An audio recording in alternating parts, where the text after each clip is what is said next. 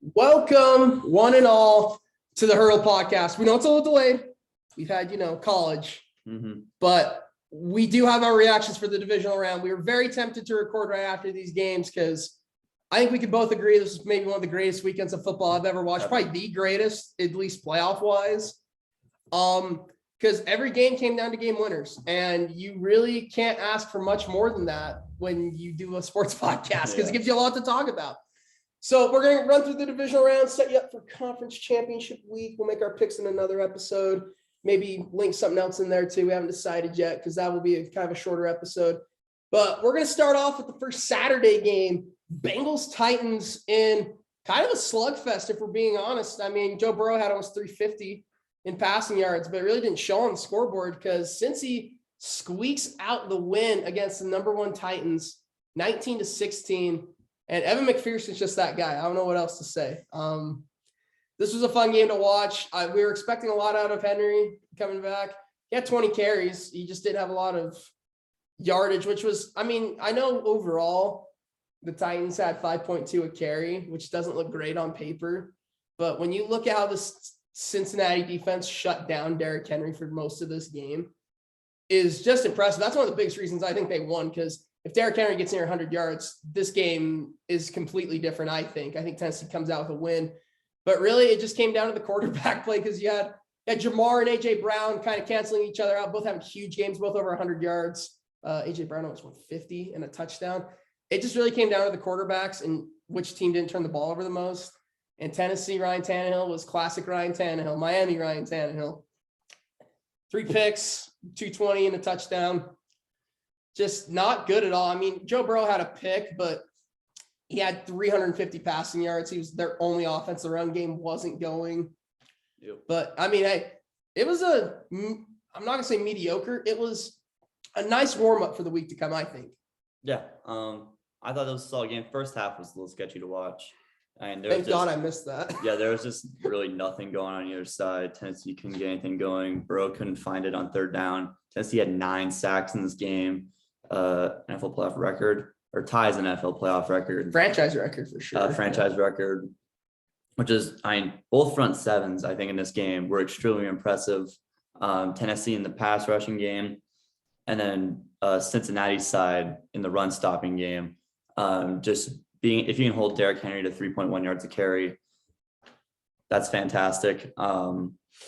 Not a lot of teams can do that. Like Deonta Foreman had more yards on 4 carries because he ripped off a big one for 45. But honestly, Foreman, I thought they should have played Foreman more. Henry, I know you got to play Henry when he comes back. He just didn't look the same. He looked stiff out there, I think, to say the least. I know the metal plate with 5 screws in the foot. That's almost impossible to play through when you're a running back, because you got to cut off that foot and plant and run people over if you're Derrick Henry. That's almost impossible to do when you got a metal plate in your foot. From Cincy's side, like we said, the front seven, and the distribution of the football was impeccable. Yeah, because they had 4 guys that had 6+ receptions, and one of them was Joe Mixon. Tyler Boyd only had 2 catches, so yeah, they've got weapons. They're scary, man. Absolutely, this offense is loaded. Taylor's been calling great games. I think he called another one here. Like you said, McPherson with ice in the veins. Literally calling a shot. Yeah, stealing this deal. Legendary as a rookie. Looks like we're going to the AFC Championship. I don't know what kind of guy goes up to the backup quarterback and just is kind of stretching and goes, well, I guess we're going to the AFC Championship. I don't know if he meant it as, well, shit. If it goes to overtime, I think we still win, but it's that ice in his veins. And like you said, for a rookie, that's why you draft kickers. Not in the second round. No, not in the second round for Burger Aguayo. But you look at guys like McPherson, 5th round. I think Tucker was a 6th, or was he? No, he might have been undrafted. I'm not sure. Yeah, but it's just one of those things. The only kicker I can really think of that was drafted high was Janikowski. Yeah, first rounder. And you saw how that went. Had a Hall of Fame career. Yeah. So it just shows how important these kickers are, especially in a game like this where both sides just kind of canceled each other out. And both kickers had pretty good days. Randy Bullock had a decent day. But at the end of the day, Bengals moving on, man. And they're a fun and scary team to watch because we'll get into who they're playing later. But we've seen this matchup very recently. And if it's any indication of what's to come, it's going to be an amazing weekend for both sides, really, for being honest. This one, of the two, the AFC one's the one I'm most excited for. I'll be honest. Yeah, me too. Yeah, it's going to be loaded. We've seen the NFC one rematch already happen twice this year. We get it twice every year because they both play in the same division. In my opinion, though, Tannehill sold this game. He played horrific. Like, he threw the picks at the worst time. Really bad. Like, one of them probably wasn't his fault on the RPO. Mike Hilton made a great play from the slot, tip ball pick after Deonta Foreman's 45-yard run, which is kind of like, I turned my buddy watching. I'm like, they have to score here. Like, if they don't score, this is a huge momentum changer. And Ryan Tannehill fake handoff turns, throws a pick on a screen pass, threw a pick with like 2 minutes left that basically iced the game. Threw a pick on the first offensive play of the game, if I remember correctly. Yep. Like he was going, I think, to Julio on a slant, and it just got jumped. Jesse Bates. Jesse Bates that. Yeah. Which he had a great game. And I don't know. I think Tennessee, I know Tannehill had a great year. You got to pay your quarterbacks. It's a huge risk to pay Tannehill. You didn't know if there was any form of consistency, and they gave him 40 or 72 million, if I'm not mistaken. So I think they might be regretting that after this season, especially with how he played in the playoffs.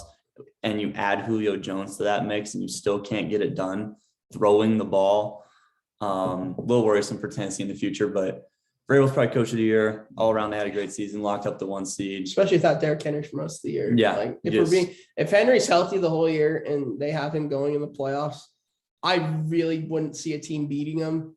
But it sucked how it had to happen, and he came back. But it's kind of like Bailey said, when you're a running back, it's hard to cut when you have pretty much half a foot of metal just on you. And I mean, now the question becomes, what does Tennessee do from here? Because it's kind of like, you're the 1 seed, you ran the division because Tennessee couldn't finish. I mean, not Tennessee, Indy couldn't finish.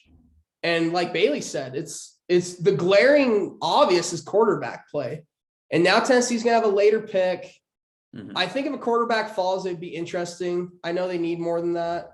But if a guy like, let's say, a Carson Strong or like a Malik Willis for some reason falls, it would be interesting to see if Tennessee takes a shot on a quarterback. Because you saw what happened when, I know it wasn't as obvious this year, but the one I'm thinking of is when the Vikings drafted Kellen Mond. Like, Cousins had a pretty good year outside of not winning games, statistically. Or when Green Bay drafted Love. Yeah, like, it's kind of one of those things. Like, when you draft a backup quarterback, you get the best out of your starter. Kind of, and maybe like the Niners, because I mean, we'll get into them in a minute.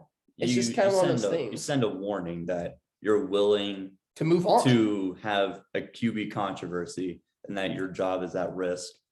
And it's up to that player to respond to it. If he doesn't respond, then the rookie probably plays the next year, and we might see Tannehill get traded to Lord knows where. Do you hate that? Do you disagree with that? I don't hate it. I mean, maybe not first round, but like maybe second round with their second round pick. That's an option. I think they go like Ritter later in the draft, like early second round. If they trade up, try and go get their guy, or maybe they really just maybe they still trust Tannehill, really fall late. They get like a Sam Howell, who wasn't fantastic this year, but he's still got NFL level talent. But yeah, I think that's a fair warning shot if you really want to spend a first round pick doing that. I don't know if that's need number 1 for them. I think it's probably a strong safety. I was going to say secondary / another corner to pair with Caleb Farley out there. And Byard's not getting younger. Yeah, Byard's not getting younger, but he was the number 1 safety in the league this year. So very interesting game.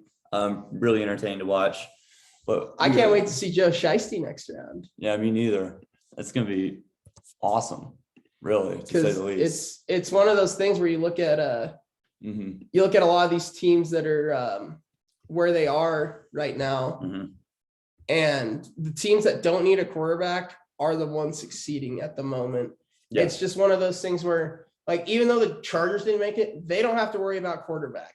Miami, now that they fired Brian Flores, they really don't need to worry about quarterback because they're committed to Tua. Same thing with the Giants. Literally, their GM comes out today and says they're running their offense through Daniel Jones. As a Cowboys fan, I love hearing that. But it's one of those things where once you find your guy and can cement it, you've got 10 years of dominance. I mean, we're going to talk about the last game of the week, and I think we've got another Brady Payton matchup, if I'm being honest. what everyone's saying. That's what everyone's saying. We'll get into that. But to finish up the Saturday night one, probably the most boring game of football I've ever watched until about the last half of the fourth quarter. Niners pull the upset. Rodgers is out. Number one Packers are out again. So both number one seeds go down on the same day. Niners win 13-10. It's just, I feel for Packers fans because like we both picked them to go to the Super Bowl. They were the best team. We both picked them to win. Yeah, and we both picked them to win it. Like they were the best team going in. Like they were getting healthy at the right time. You know, Rodgers was playing incredible.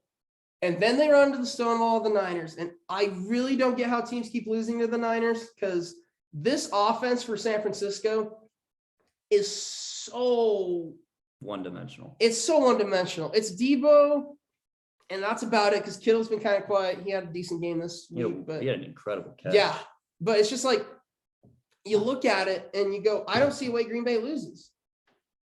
And it's because the Niners defense showed up and made Aaron Rodgers look terrible.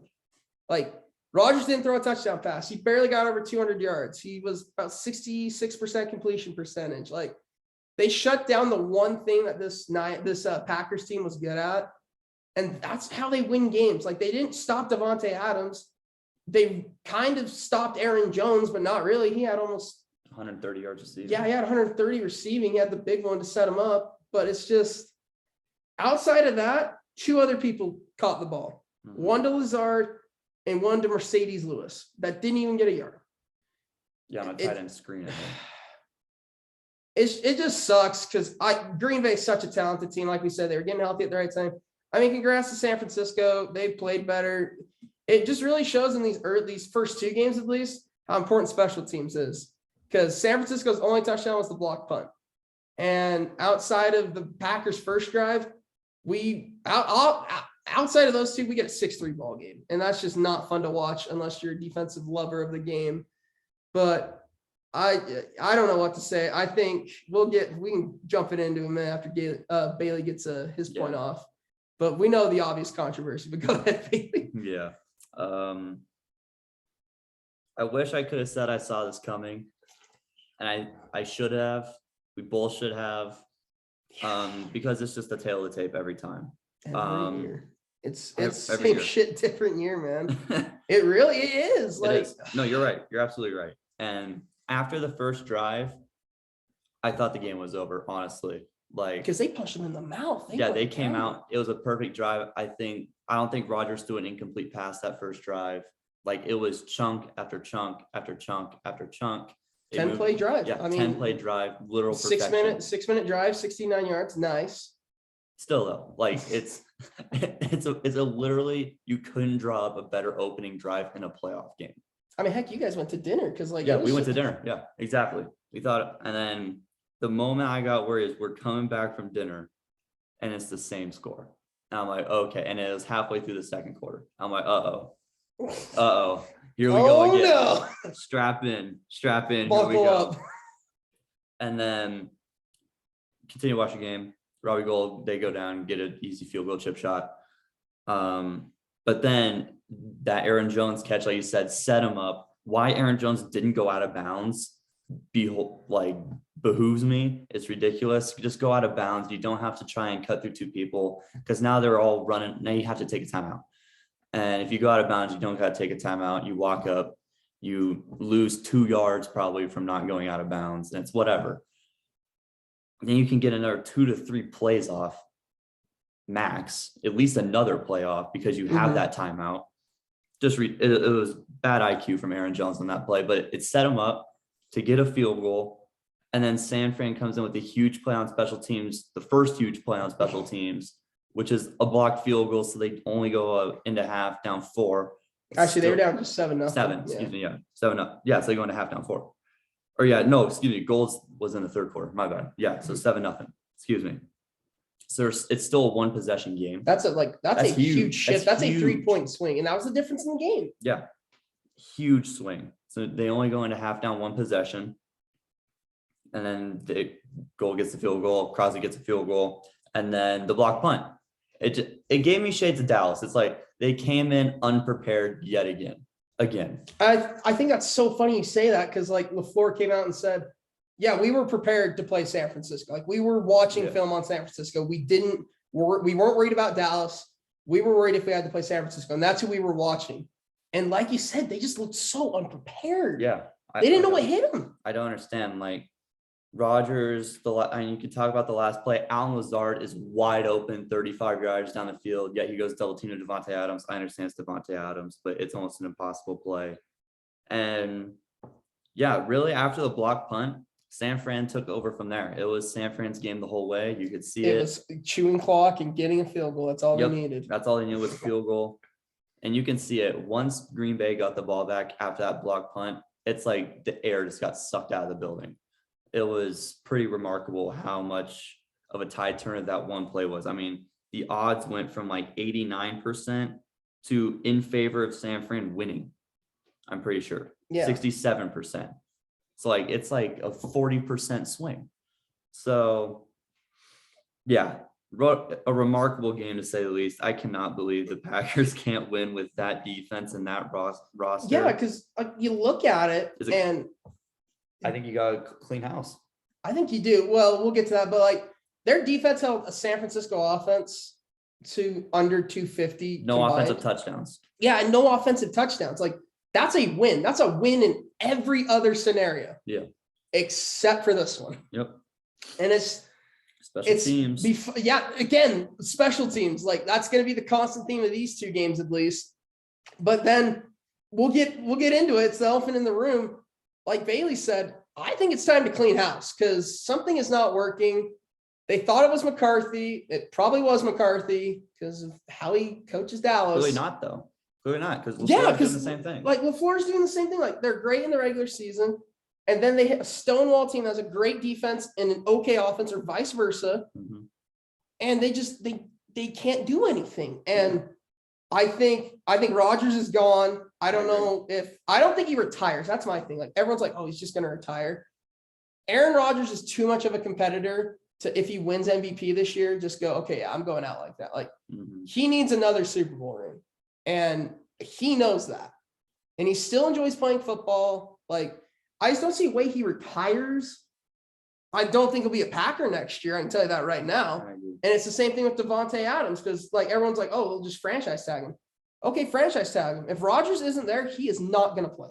He will just sit there. He'll be your Deshaun Watson. He's just going to sit there, demand a trade every week, and you're just going to be paying him to not play and delaying the inevitable. It's just, I don't get it. It's, if you're a fan of any team in the NFC North, you're excited because I don't think this Packers team is going to be the same going into next year because they're just so dominant. Yeah, you Vikings fans.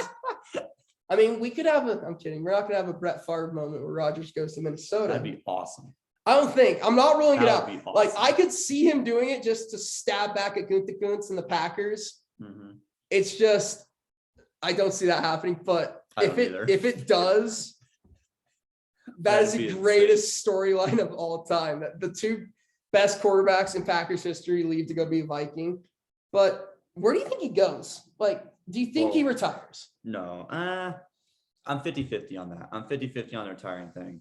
Because I honestly really think he's serious about being, like, as corny as it sounds, I think he's really serious about being a Jeopardy host. Like, as corny as that may sound, it is an opportunity for him that I think he is willing to take no matter what. Whether it's now or whether it's 4 years down the road when he actually retires, Lord knows. But I do think that's a serious option for him. If it's football that he is still interested in, it's going to be a place where he can play with Davante Adams and a team that has the cap to not only take him in, but take Davante Adams in as well and pay the man. I think he deserves to get paid like the number one receiver and then some. Because he is. Because he is, hands down. It's not even close. Like, you saw the Niners double teaming him the whole night. Yeah. And he still had 9 catches for 90 yards. Yeah, exactly. On 11 targets. So it's so, astonishing to say the least. I think Denver is super serious. I think it's funny how we're like clowning Jack at dinner, like, oh, there's no way. It's kind of like there is a way now. It's the only one that makes sense where they both play together. Because like I could see Rodgers like going to whatever team, but Davante won't go. Yeah. Because the team just can't afford it. Yep. But the one team that can afford both of them that they're both interested in is the Denver Broncos. And if the Broncos can pull that off. Yeah. And oh my God. Yeah, that team's loaded. That receiver core is the best in the league. It will trump anything that I think Tampa Bay had. It'll trump anything Dallas has. Yeah, Sutton fan. Adams, Hamler. Yeah. No, who's the other one? Judy. Yep. Yeah. And Judy's just going into his third year. He's like a Davante Adams-esque player. So yeah, he's very similar to what Davante was doing. Yeah, route running, release. That's what he wants. And the run game. Yeah. So yeah, in the run game, like you said, Javonte Williams is just an upcoming player. He was fantastic this year as a rookie, almost hitting 1,000 yards as a backup rookie. Yeah, so pretty much splitting carries. Yeah. I think another team that should be in serious contention and has the assets to do it is Cleveland. Davante Adams and Aaron Rodgers, they need receiver. In my opinion, they definitely need quarterback. I know Baker Mayfield's taking his time on social media to go put some work in. Congrats to him. By my accordance of time, it's too little, too late. Nice watch. Yeah, thank you. Like, they can make the trade to go get Rodgers. They have picks in abundance because they have a fairly high pick this year. I think they're around like 15 or something like that. So you can ship that. Mayfield, which is still a young quarterback, unless you really trust Love and you want Love. But from what I've been watching, Love ain't that guy. I'd rather have Mayfield, in my opinion, right now, just because Mayfield's still like, 24, 25. Yeah, he still has a ways player to go. And he gets a run game just like he had in Cleveland.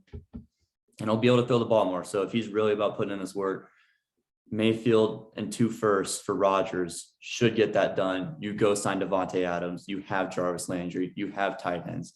And you have the best run game in the league.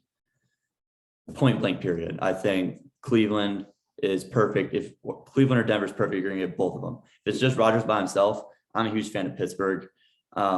Just with the weapons there. Yeah. That would be ridiculous. You get Tomlin, who's never had a losing season. You have the defense there, which Green Bay had the defense this year, to be very clear. But Pittsburgh's another step up. You bring in Rodgers. I know there's no offensive lineman there. You'd have to come in, but you're in win now mode when you get Aaron Rodgers. So you sign any old lineman that's even testing the market. Mm-hmm. Or go out and get an old vet. Go out and get a Mitchell Schwartz. Some guys like that. Absolutely. Trade a first round pick. Do what the Chiefs did. Go get an Orlando Brown Jr. Something like that. And you immediately have a Super Bowl contender in Pittsburgh. Yet again, they probably sweep that division. And I think they'd probably go like 14-3 or something stupid. And I think they'd be my pick to win the Super Bowl. Yeah. So I think those 3 options for me are heavy favorites right now. Yeah. I think if you're going to get both, if you want both, which who wouldn't? Yeah. I think Denver's the obvious one because they have the money for it. I think Cleveland have to do a little. Cleveland would have to make some moves. Yeah, they'd have to make some cap problems. I don't hate the Cleveland one either, just because they're a younger team. The defense is there. I really like the Pittsburgh one, and I think there's just a way that it happens. I think they could get them both. There's a way because Juju's a free agent. He sounds like he wants to go play in Kansas City after signing a year deal, playing a game and a half. Yeah. And then losing the Chiefs. So the TikTokers will be on the same team, most likely. That'll be a nasty pairing. Yeah. So you're going to be not strapped, like not going to not have receivers. And you're dumping Ben's $41 million. See, that was where I was getting. Yeah. You don't have to pay Ben's contract. So they're going to have money. Are they going to have to make some things happen? Yes. But if they could get an Aaron Rodgers, a Najee Harris, a Pat Freiermuth, Davante Adams, Claypool, and Deontay Johnson offense, that is unstoppable. That defense is already there. I'm with you, Bailey. If they get him, they're easily the Super Bowl favorites. They're destined for a Super Bowl. It's just, it's the inevitable, really. And we know Rodgers has a great relationship with Tomlin. Mm-hmm. I think he really wants to play for Tomlin. I think he does too. So it's like, either the Packers have to go out and get him in Green Bay, which ain't going to happen, or he goes to Pittsburgh. Yep. I think a dark horse in all this, if you're only looking to get Rodgers, I know they go through quarterbacks all the time. I really, for some reason, like him in Carolina if they can get rid of Sam Darnold's cap. Because then you got Rodgers, you got DJ Moore, you got Robbie Anderson, you've got presumably a decently healthy Christian McCaffrey. And that defense is young and up and coming. And they've got veteran leadership over there in Stephon Gilmore. And JC Horn's going to come in next year and just be a stud. Mm-hmm. So I think Carolina's an interesting one. And then if Brady keeps playing, we get Rodgers Brady twice a year, which would be kind of fun. And here's my dark horse, just to interject. Yeah. Brady retires. We'll get to that. No, hear me though. Brady retires. You move Rodgers in. Ooh, to Tampa. To Tampa. If Brady retires, of course, then I think Gronk stays. I think Gronk would love to play with Rodgers. I don't think it would really matter. And you still have all those guys in that defense. I think they're all, I think Shaq Barrett resigned. Yeah. So you just have Chris Godwin to get. Who, if you don't sign him back, realistically. You wouldn't, because Brady's taking like $8 million a year. Rodgers is taking like near 40, I think. But I'm saying 30. Like, they could find a way to finagle and get Davante cheap. Tax. If Davante's really willing, because they don't got to pay Antonio. Yeah, they won't have to pay Brady.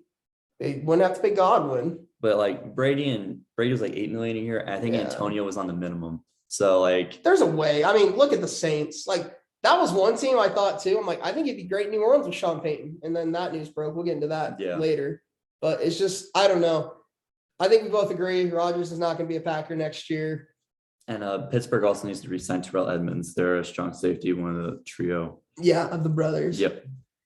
It's interesting, man. I would love them in Pittsburgh. I hate the Steelers, but that team would be ridiculous. That team is unstoppable. Okay, you lose Juju and Ben. Okay, we'll replace them with Aaron Rodgers and Davante Adams. Like, yeah, because Claypool is just a better MVS, and Deontay Johnson is a 3 times better version of Allen Lazard. I was gonna say, yeah, way better than Lazard, and way better than Kyle. Freiermuth is young.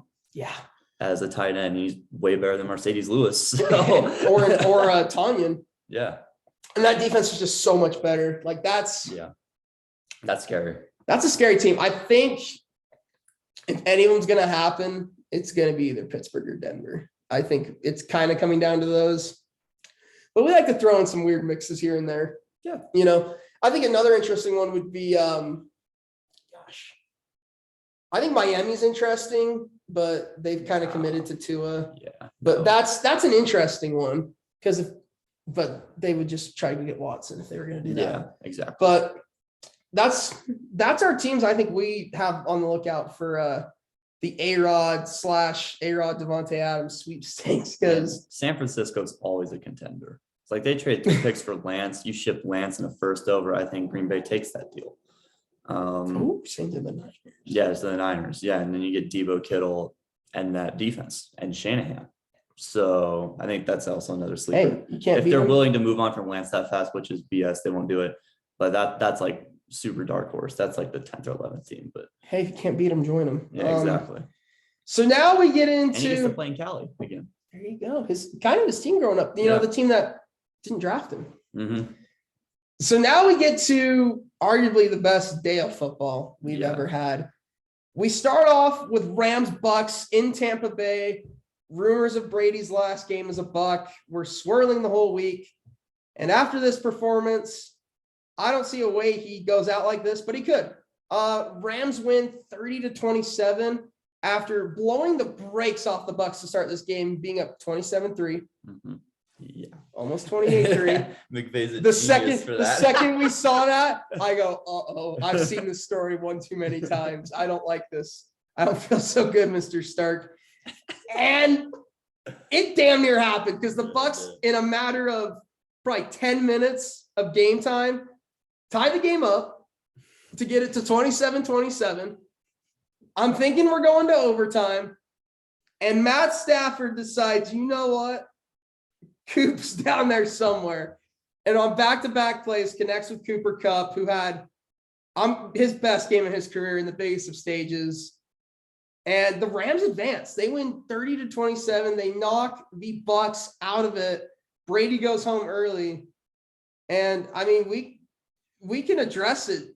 Brady didn't – this is the one time I've never heard Brady be like, oh, well, yeah, I'm going to come back. Like, it's the one now where I'm like, He's bringing up the family stuff.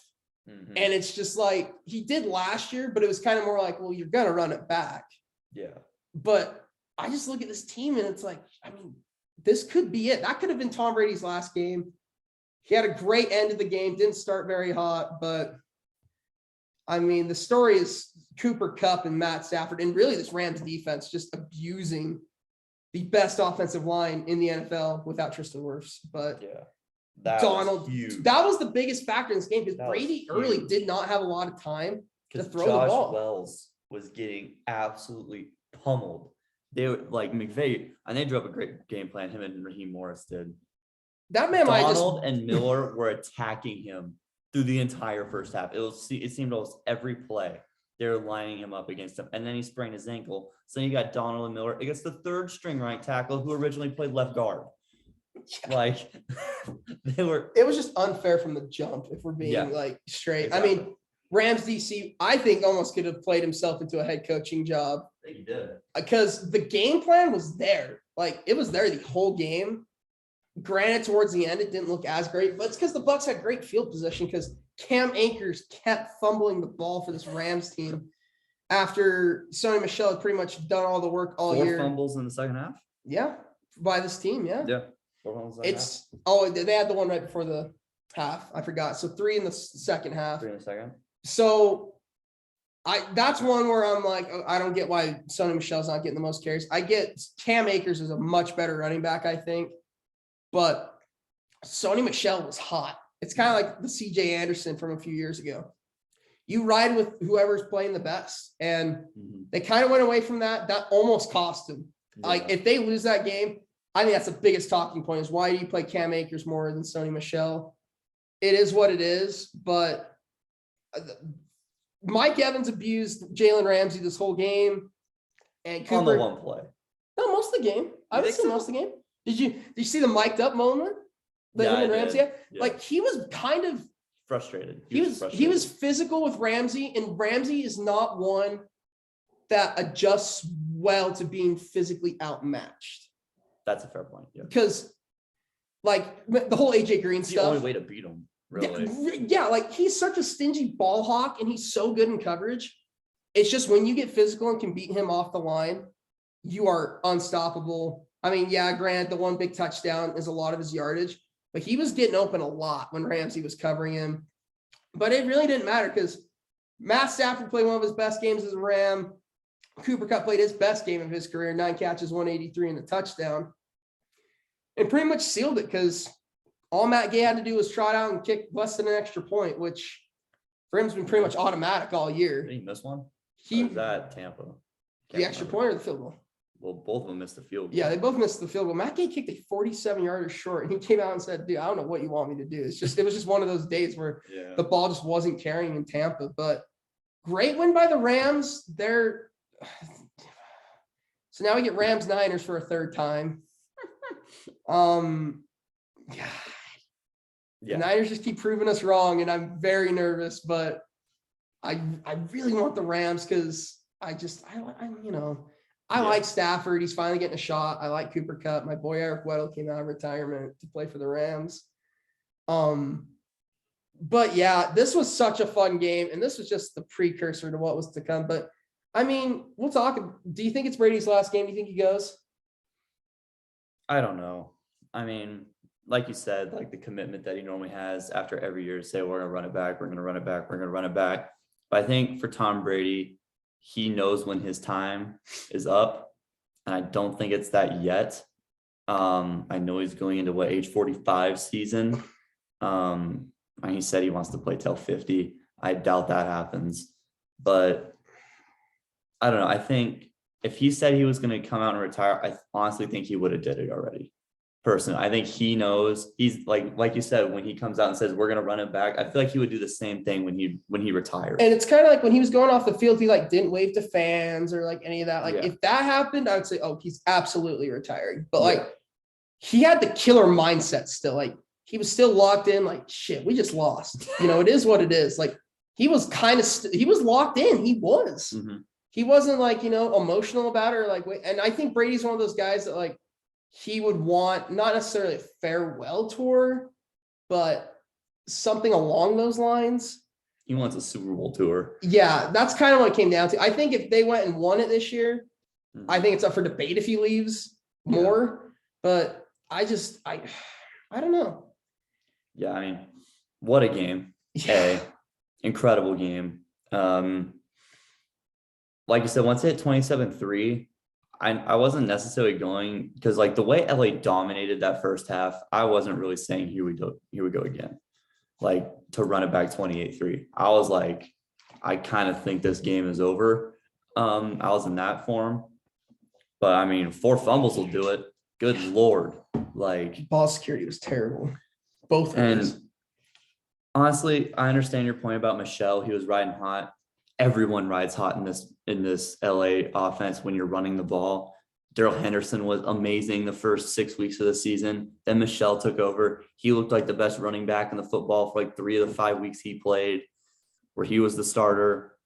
Now Cam Akers is back. His last game against Arizona, he looked explosive. He looked great. This game, he looked very rough.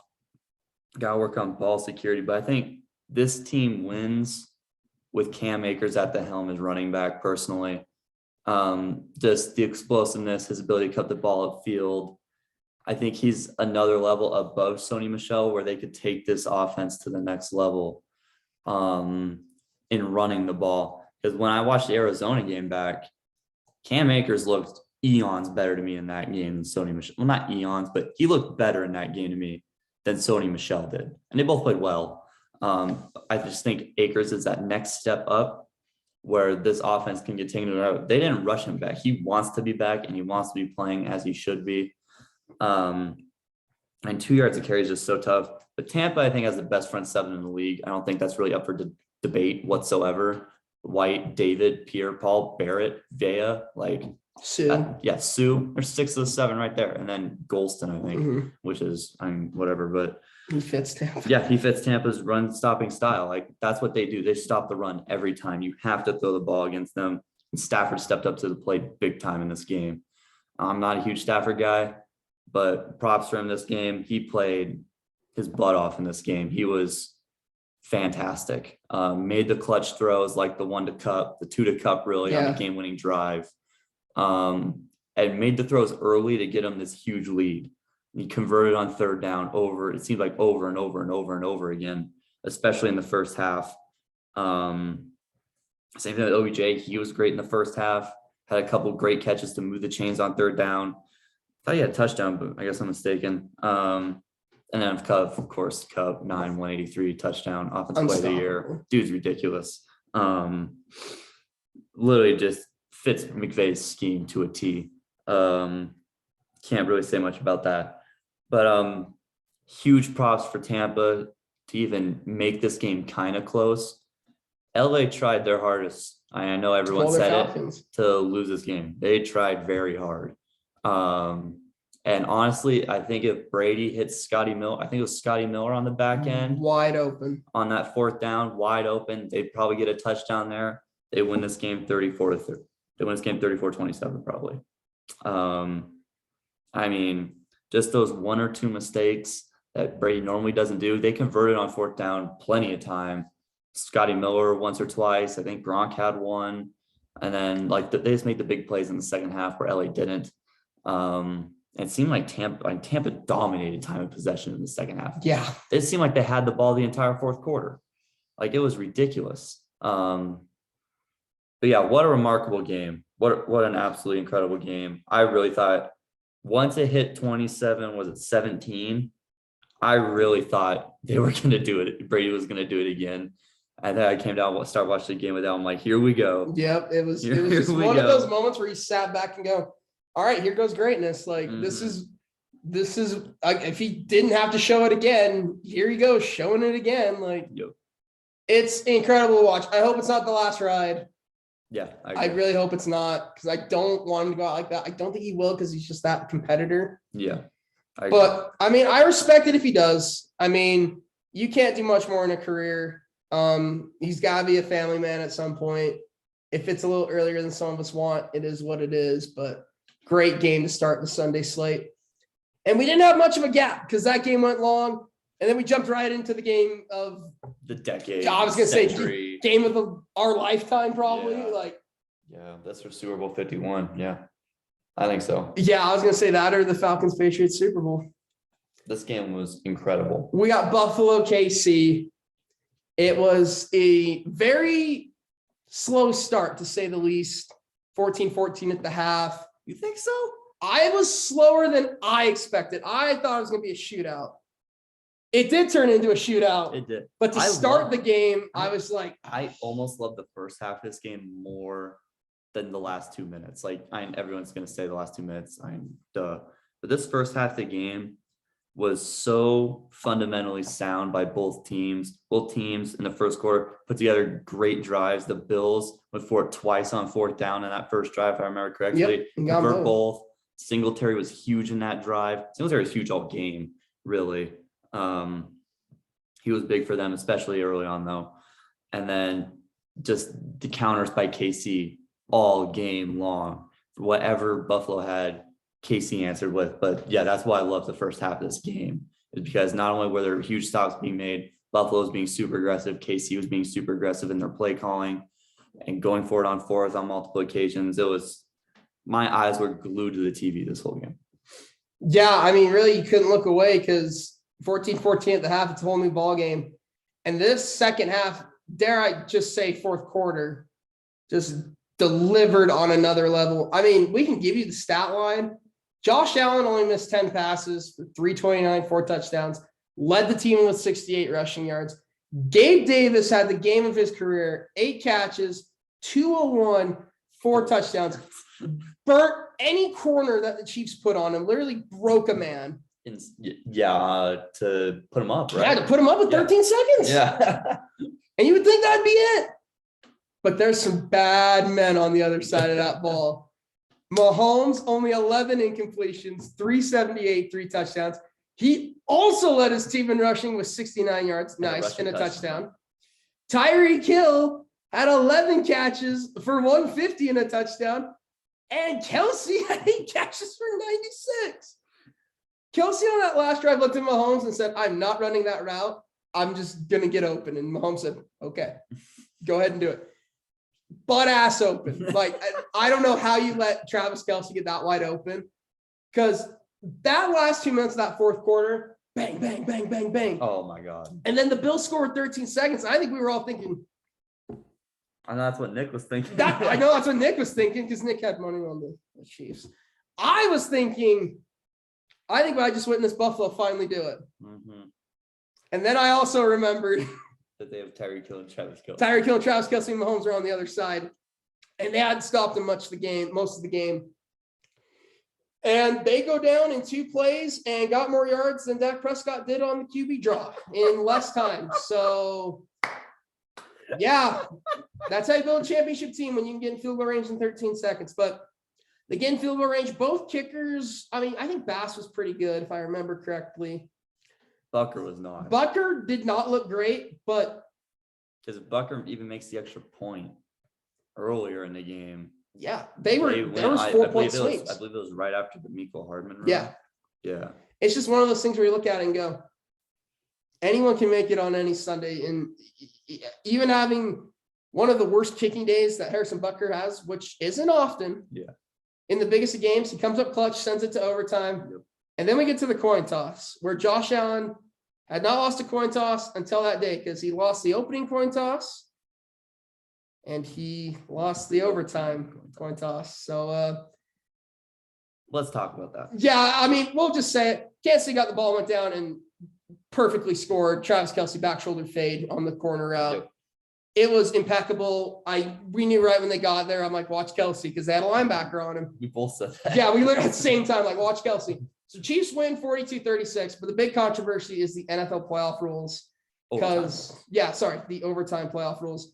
Because if you wipe out the Saints-Rams game, which shouldn't have even gone to overtime, the team that gets the winning coin toss in overtime in the playoffs has never lost outside of that game. And we said whoever gets the coin toss wins this game. And that's not how this shit works, man. This is not how it should work, at least. No. I don't know how they do it. I don't think you go to college rules, but I think you give each team a shot because it's like we said, the second we saw we had 15 more minutes of this, I wanted all 15. Mm-hmm. I wanted Casey to go down, kick a field goal. I want Buffalo to kick a field goal. I just wanted them to go back and forth. Yeah, pretty much. Instead, we got a really quick drive, and that was that. It sucked because as a football fan, I sat there and I was torn because I'm like, again, I want to see more of this. At the same time, Buffalo has the best defense in the league statistically, and they couldn't stop the Chiefs. And that's the biggest thing. I know a lot of people are making it out like you got to change the overtime rules. You get this, which, yeah, we're not disagreeing. I just think at the end of the day, that good of a defense against that good of an offense, if you want to be a championship caliber team, you have to make a stop. Defense wins championships. Yeah, it's cliche, but I mean, look at San Francisco. Yeah. They're literally in the conference championship because of their defense. And I don't think anyone will disagree because that's the facts. It sure as heck isn't kind of Jimmy Garoppolo. Yeah, it's just, it sucks. Josh Allen played the best 2 games I think in a row. This is his best game he's ever played. This was his best game, but even that New England game, yeah, that was an impeccable game from them. Great season by Buffalo. Again, they're going to be back. Again, I think we're going to have 10, 15 years of Mahomes, Josh Allen, Mahomes, Herbert, Josh Allen, Herbert, whatever you want to do. Burrow, and yeah, we're going to get that matchup because it's Burrow versus Mahomes for a shot at the Super Bowl. But yeah, let's address the rule. How do you think the NFL changes it? I really don't know. That's what I'm stuck on. I don't know how you do it. It seems simple, but I don't know how you implement it. Because if you stick with the coin flip, but say no matter what, both teams get a drive, you defer every time. You defer every time if you win the coin toss, because if you stop into a field goal, your team goes down, scores a touchdown, boom, you win. It's over. And you don't play the full overtime period because that's just going to lead to guys getting hurt and all that crap. Mm-hmm. You don't want them playing the full 10, 15-minute overtime period. That's a little ridiculous. It's like a 5th quarter. No one wants that. Yeah. And that just isn't fair because the winner gets, they still have to play next week. Yeah, exactly.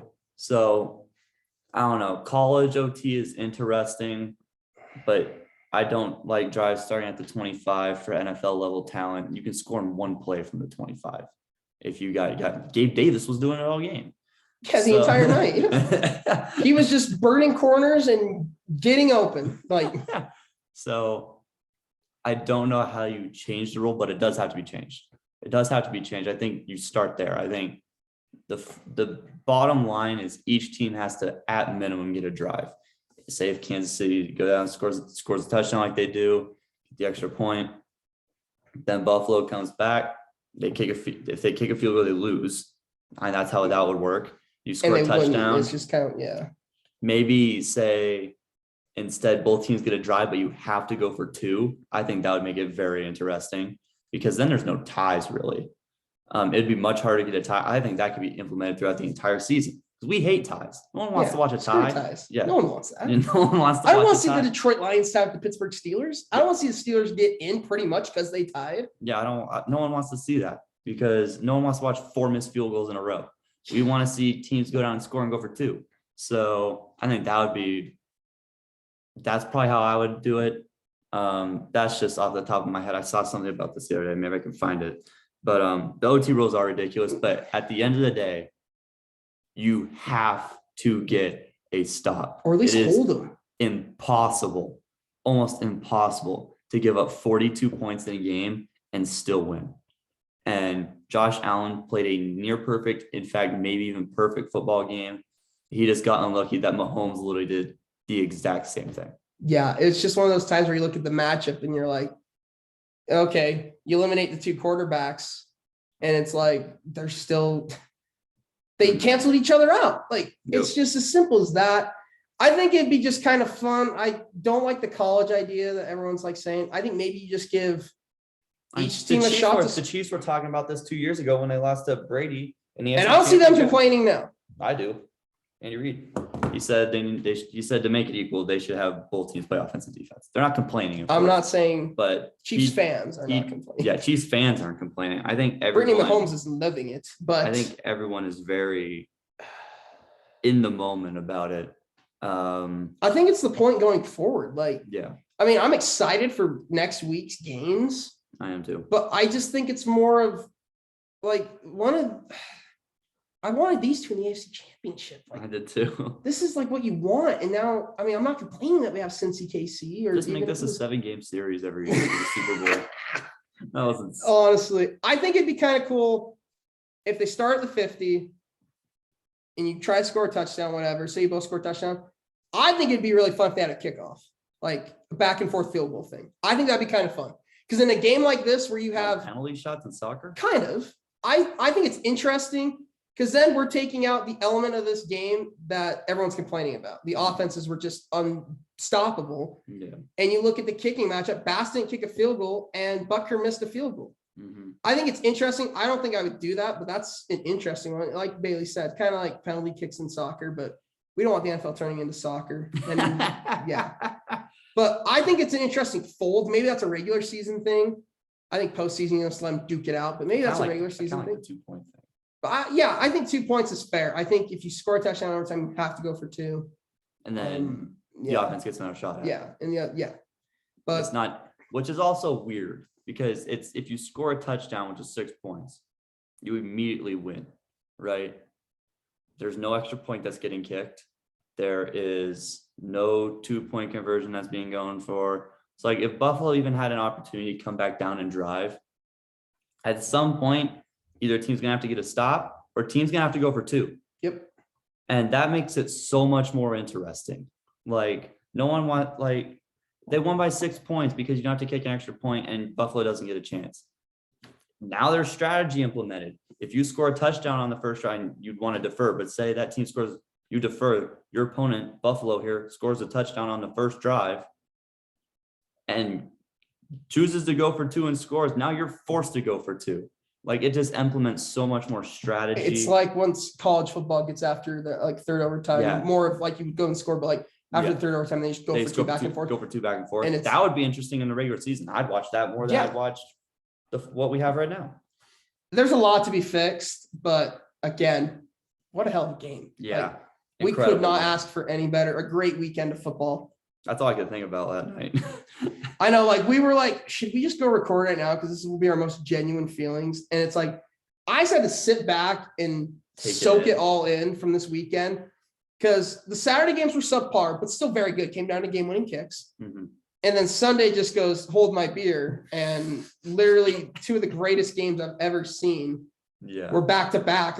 They schedule it so there's time in between. So, you can go get food. You can do whatever.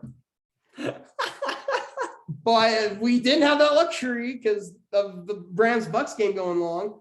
So we got the loveliest, I think, stretch of football. Stretch ever. Yeah, literally 7 hours of not commercial-free football, but of football, and it was quite the sight to behold. Yeah. Do we want to get into Sean Payton here? We can address it a little bit. So Sean Payton steps down from coaching of the Saints. The Saints are now looking for their head coach. Probably going to hire within, if I was to guess. But you never know. They might. What'd you say? That they will hire from within, probably. Oh, Dennis Allen's going to be the head coach. Yeah, Dennis Allen will probably be the head coach, if we're being honest. I just think it's interesting because he didn't officially retire. The Saints still own his rights. Mm-hmm. He's rumored to go to Dallas, which I wouldn't complain, but I know you should love that. I would, but love that. I don't know. It's just flipping took Ian Book almost to the playoffs. This is true. I know. I'm not complaining if Sean Payton comes to Dallas. I'm not saying that. It's just it's weird that Sean Payton will be coaching the Saints next year. It is very weird. That's all I've got to say. A great career, really built him and Breeze, rebuilt that city of New Orleans after Katrina. And they're really Brady and Belichick just without the rings. I mean, that's pretty much it. Yeah, outside the rings, those two are very similar.